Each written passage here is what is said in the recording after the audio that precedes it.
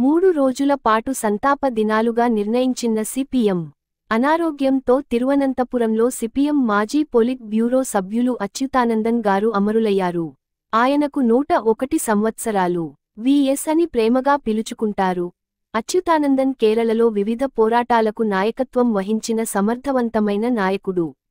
Trade union ఉద్యమంలో ఆయన పనిచేయడం ప్రారంభించిన ఆస్పిన్వాల్ కంపెనీలో కోయ కార్మికులను పోరాటంలో నడిపించారు. 1940లో ఆయన 17 ఏళ్ల వయసులో విఎస్ కమ్యూనిస్ట్ పార్టీలో చేరారు. కృష్ణ పిళ్ళైతో కుట్టనాడ్లోని వ్యవసాయ కార్మికులలో పనిచేశారు. వీరు భూస్వాములు భయంకరమైన దోపిడీకి గురయ్యారు.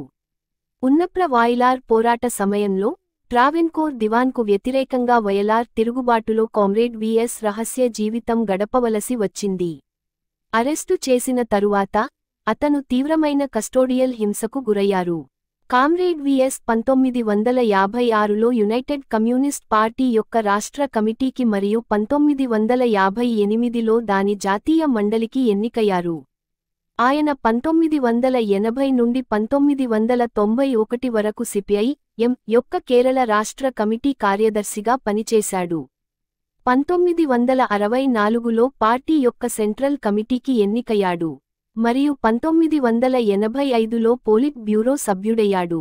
అతను 2022లో వయస్సు కారణంగా ప్రత్యేక ఆహ్వానితులుగా తీసుకున్నారు.